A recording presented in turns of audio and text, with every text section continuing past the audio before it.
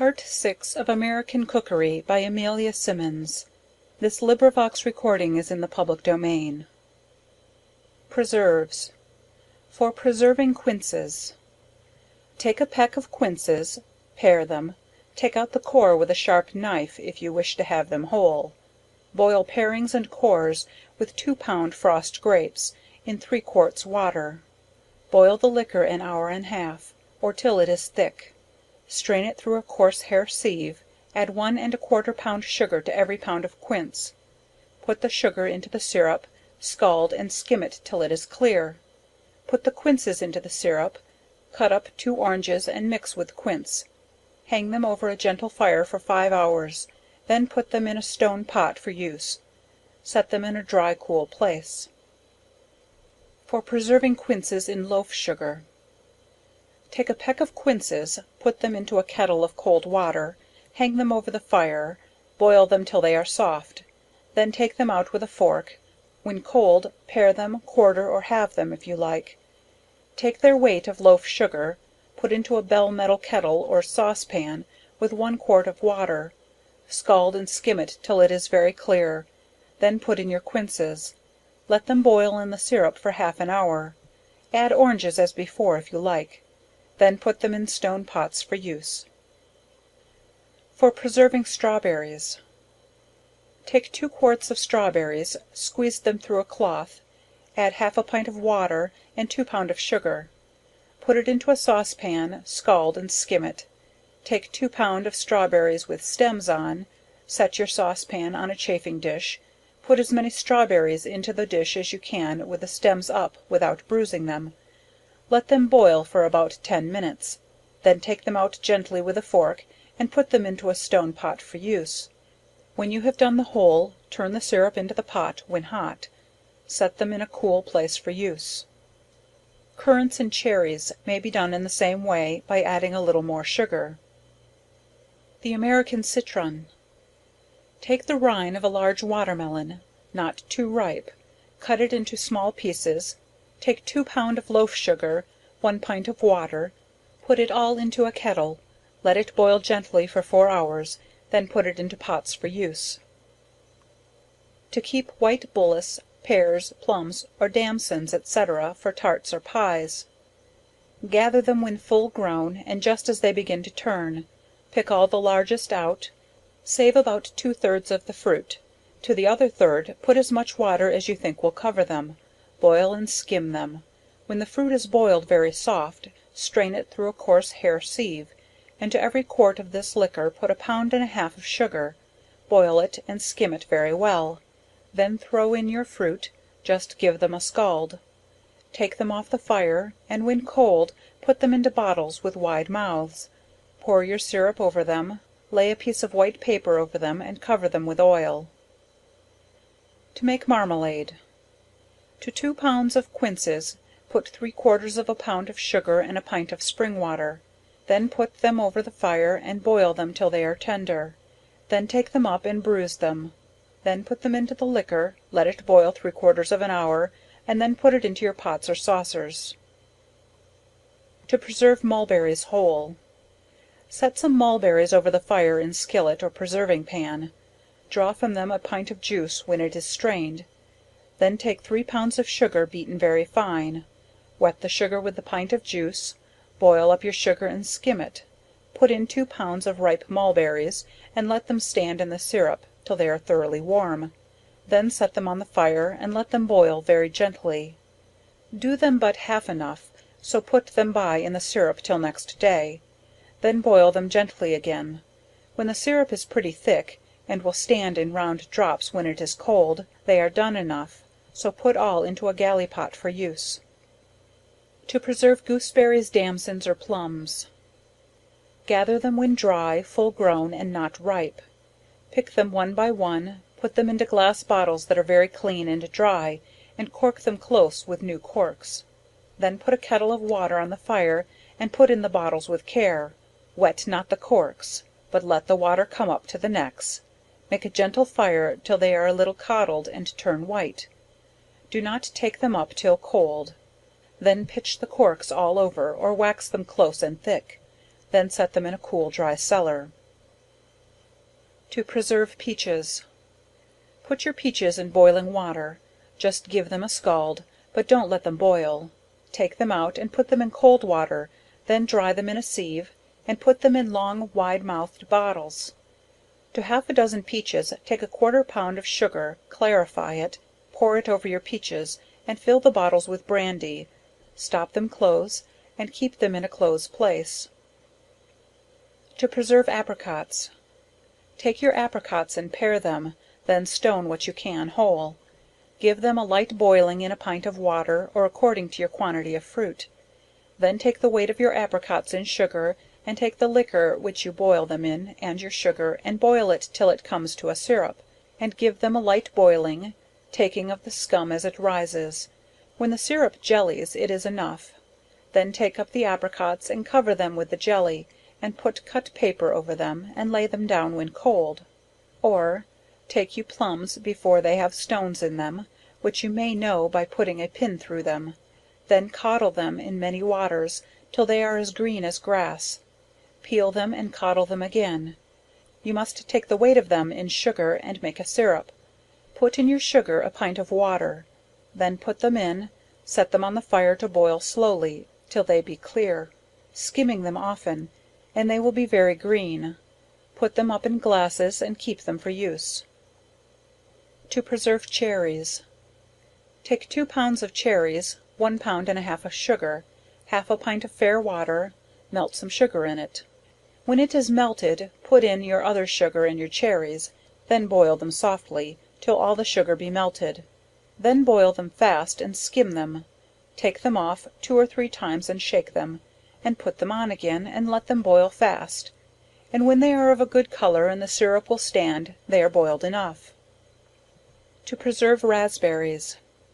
Choose raspberries that are not too ripe, and take the weight of them in sugar, wet your sugar with a little water, and put in your berries, and let them boil softly, take heed of breaking them.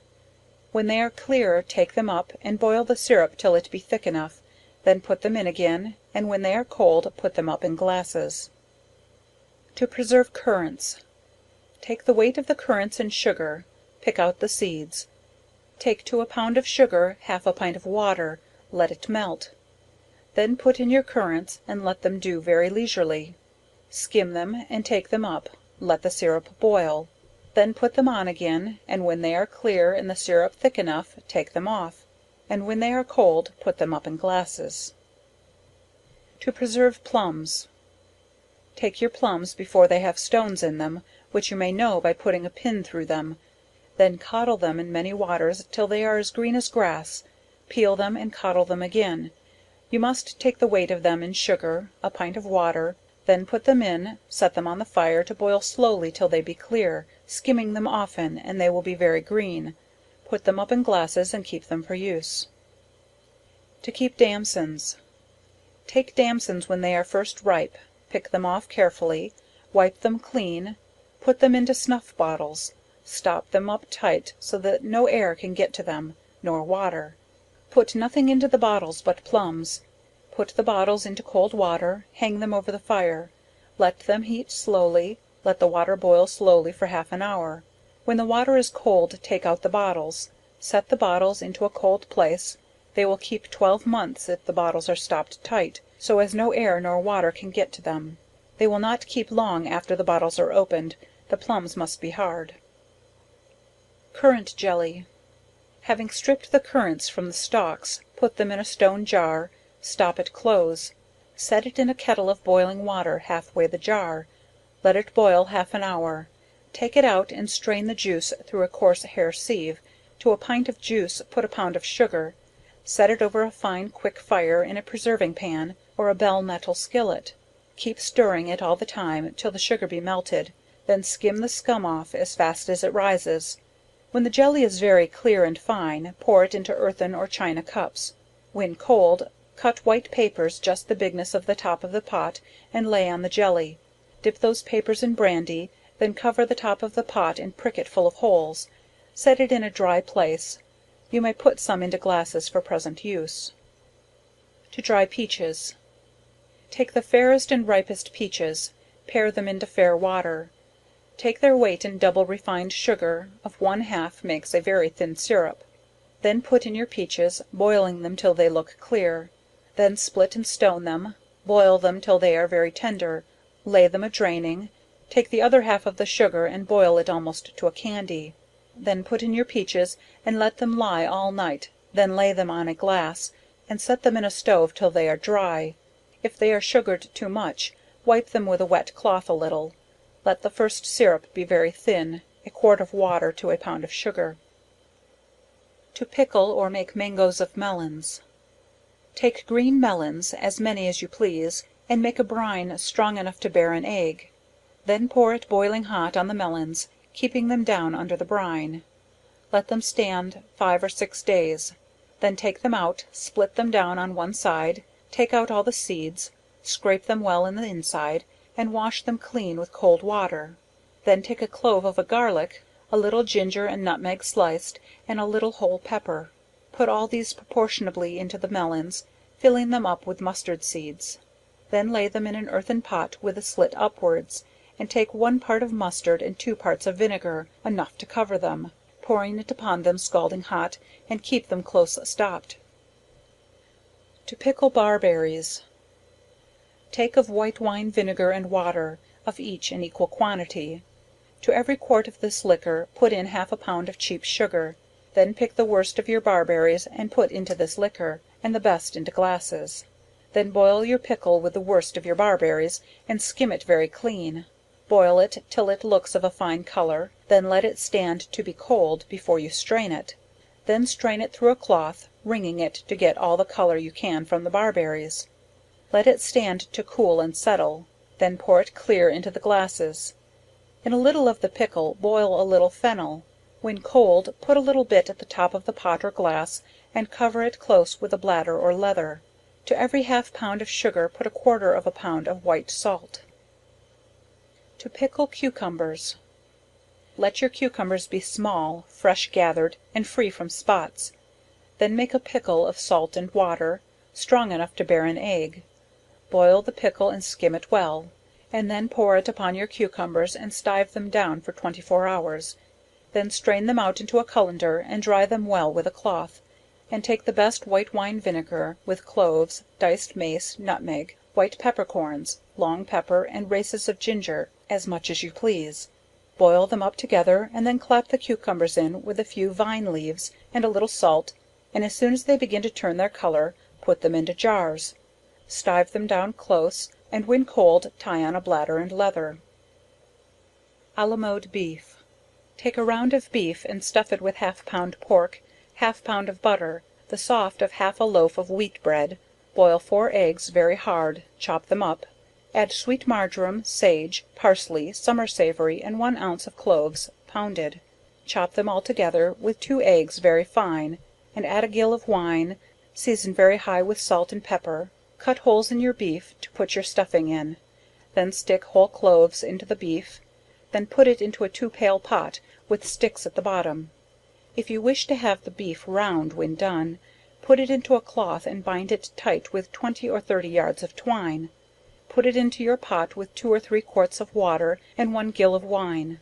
If the round be large, it will take 3 or 4 hours to bake it. For dressing codfish.